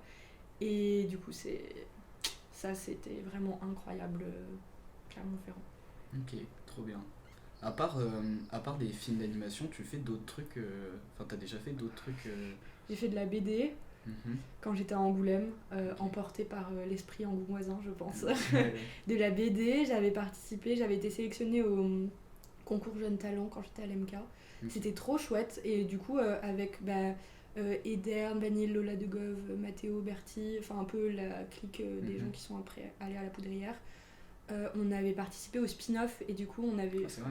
ouais, Trop bien. on avait fait des éditions et de la riso et des trucs comme ça. J'avais trop kiffé. Là j'avoue maintenant j'ai plus du tout le temps et puis maintenant je me vois plus trop raconter des histoires sans que ça bouge. Genre j'irais plutôt vers le milieu de la prise de vue. J'aimerais trop faire du documentaire aussi, enfin des trucs un peu plus comme ça. J'aimerais bien faire du clip un jour, pas maintenant, quand j'aurai le temps, mais C'est j'ai trop bien, ça. trop envie de faire du clip. Voilà, sinon je fais de la couture aussi, parfois. Mais là, plus trop, en fait, ouais, tous les trucs comme ça, là, j'ai plus trop le temps en ce moment. C'est marrant que tu parles du spin-off parce que justement on avait un stand aussi l'année dernière, Ah ouais. on a un collectif. Ça s'appelle comment ? C'est les Picopommes. C'est Ok. En vrai c'est récent. Mais là du coup, je sais pas si t'es au courant, mais le spin-off ça. Ouais, c'est maintenant- Future Off Maintenant c'est maintenant. le Future Off. Ouais. Ouais, Là, ça on va a être un peu la même, il y a ouais, des gens pareils qui Oui, s'en c'est occupent, bah je oui, pense. je pense que c'est les mêmes. Du coup, là, on a été pris, on a eu la. Ah, Ouais, trop du coup, bien. Ouais, le bon on y retourne, on est trop content là. C'est trop bien. Moi j'ai C'est adoré. trop cool. Après, je sais pas vous comment vous vous sentez en tant que personne de l'anime. Nous, on était un peu ovni quoi. Hein. Enfin, genre, tous les Ouais. gens autour c'était très art déco et tout. Mm. Et nous, on était là avec nos petits trucs bien carrés et tout, de gens de l'animation quoi. Et Ouais. pourtant, on n'est pas les gens les plus carrés de l'anime quoi. Enfin, on n'est pas en train de faire des backgrounds sur Photoshop et machin, Ouais. tout ça. Mais on sentait en léger décalage quand même avec le reste.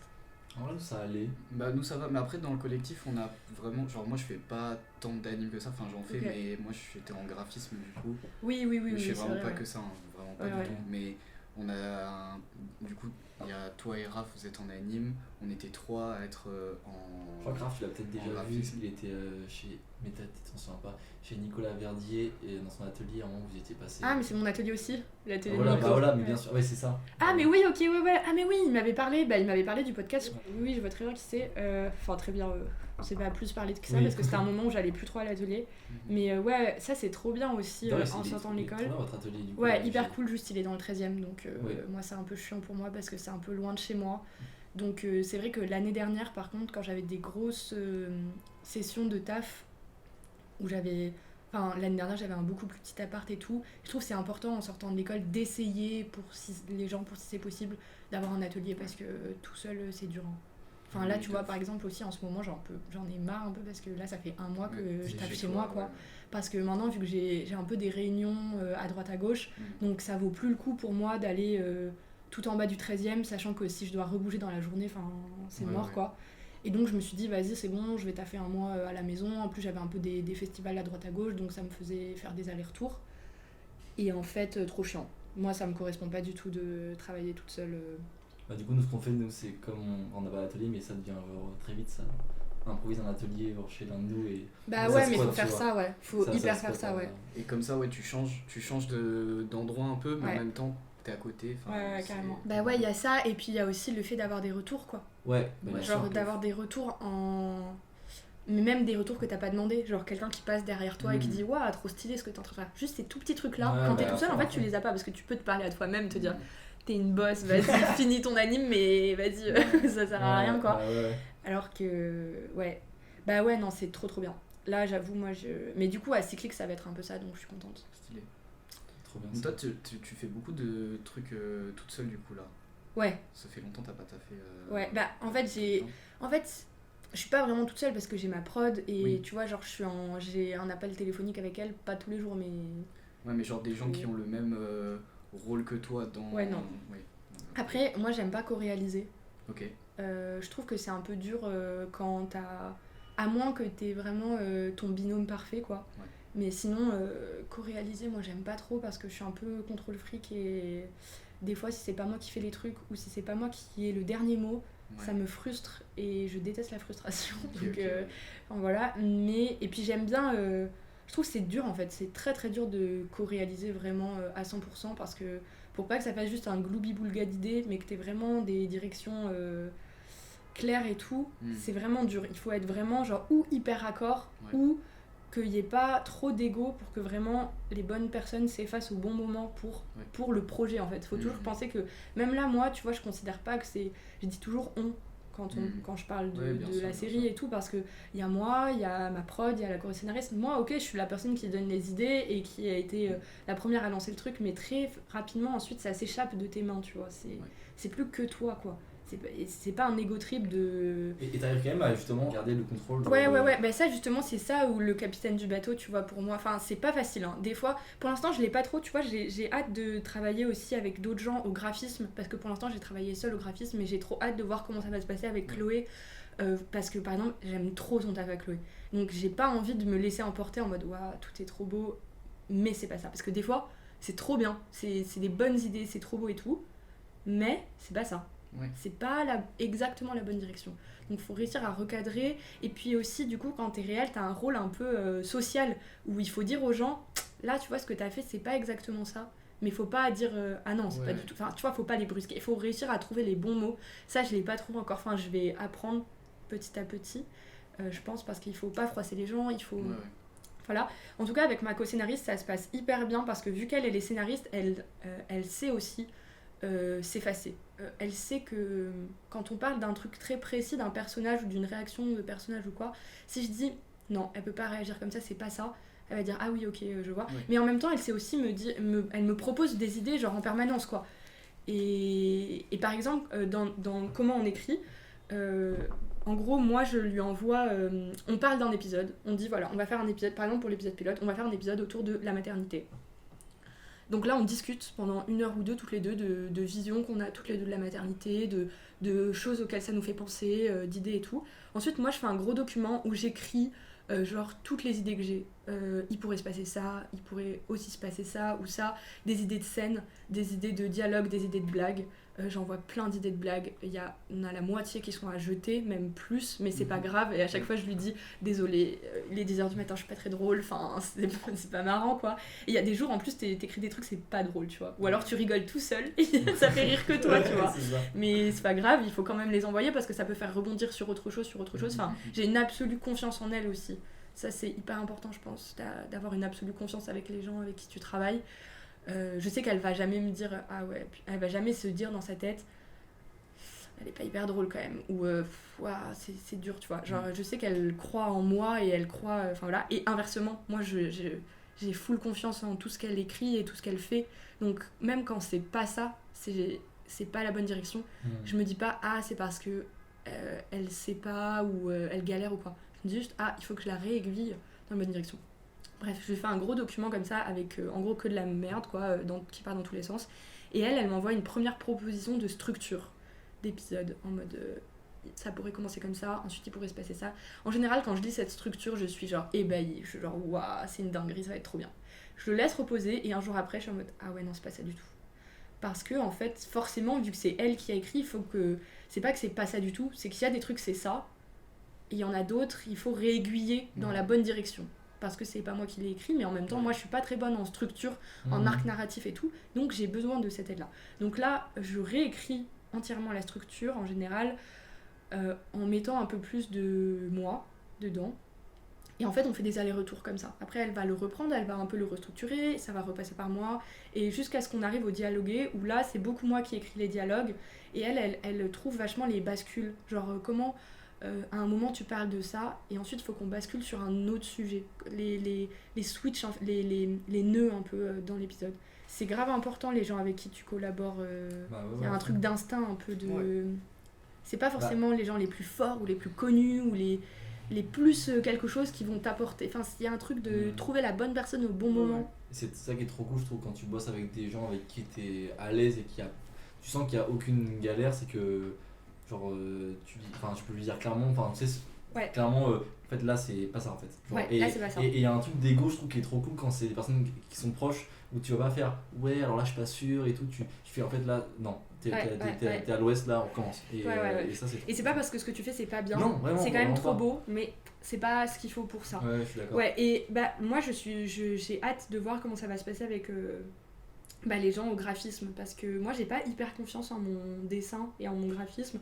Genre je suis pas toujours hyper fan de ce que je fais, et j'ai un peu peur de me laisser embarquer par d'autres gens que moi, malgré moi, parce que je serais en mode waouh, c'est tellement bien, c'est tellement mieux que ce que moi je fais. Et du coup là j'ai quand même pris confiance un peu depuis 1 an, un peu grâce à mes prods, parce qu'au début à mes prods je leur disais par contre vraiment c'est pas moi qui ferai le graphisme parce que j'aime pas du tout ce que je fais et tout. Et au bout d'un moment, eux qui sont genre prods de prise de vue et tout aussi, c'était en mode sais, ils sont pas dans le même truc que nous en anime, où nous on a un peu un fucked up dans le cerveau sur le graphisme, quoi. Enfin, on est un peu... C'est un peu trop des fois, je trouve. Enfin, on est vraiment hyper attaché à ça, alors que en fait, des fois, tranquille, quoi. Enfin, faut se détendre un peu sur le niveau de dessin et tout, quoi. Et du coup, il faisait que me dire, mais Manon, arrête, si c'est toi qui vas faire le graphisme, en fait, nous on veut que ce soit toi, arrête, quoi. Et donc je me suis un peu dit, ah oui, bon, en vrai ça va, mais voilà, je prends quand même quelqu'un d'autre que moi au décor, quoi. T'avais parlé des comédiennes, comme t'avais un peu réécrit pour ton film de diplôme les dialogues avec les comédiennes directement, est-ce que du coup t'as pensé déjà à enregistrer les voix des épisodes pour donner des Ouais, bien sûr. Ouais, ça va être ça du coup. Oui, ça va être ça. Ouais, on va enregistrer avant. Enfin, on aura peut-être un petit pré-deck, et encore même pas sûr. Mais j'aimerais qu'on enregistre avant de faire l'animatique même. Ouais. Ok, ouais. Parce qu'en fait, le rythme de l'épisode, c'est le rythme du dial, et donc ça peut changer tout le temps. Et là, je suis un peu en train de me battre en ce moment pour qu'on garde un enregistrement pas en studio. Parce que vraiment, les monteurs sont, et même les dires de prod et tout, ils sont en mode quoi ? Trop chiant en fait de pas faire d'enregistrement en studio, parce que c'est hyper relou pour les voix, pour monter les voix après, parce que t'as du bruit parasite et tout, et des fois t'as des trucs qui les raccordent pas, mais c'est ça qui fait toute la texture de la voix et tout le réalisme et tout le truc où t'es plongé vraiment dedans, alors que en studio t'es debout devant un micro, c'est hyper lisse, elles peuvent pas jouer et tout, donc moi vraiment je me bats pour qu'on garde ça, et tant pis si c'est pas lisse en fait. Enfin, mais justement, c'est ça qui est bien, je trouve, si c'est un peu cracra et tout, c'est trop bien. Moi je pense aussi, et donc mais ça je pense que je vais réussir à le garder, c'est tellement genre l'identité du projet que tu vois, finalement Toon Boom, TV Paint, bon, anyway, tant qu'on anime pas en puppet. Mais sinon sur le son et tout, il y a des trucs auxquels je tiens vraiment. Là on est en train on va commencer doucement à faire le casting.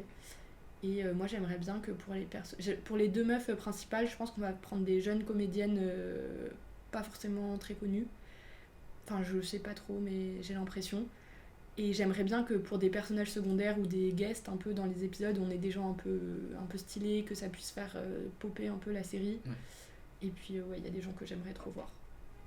Genre j'aimerais trop qu'il y ait un personnage qui soit joué par Zaya, j'aimerais trop, plein de gens comme ça auxquels, en fait quand je suis sur Insta, je sais pas, que j'entends des gens autour de moi, en fait j'y pense en permanence, je sais pas comment dire, mais c'est comme s'il y avait une case dans mon cerveau qui était que pour ça tout le temps. Donc en permanence je suis en mode, ah cette personne elle serait stylée pour ça, ah cette musique elle serait stylée pour ce générique, non, un peu tout le temps quoi.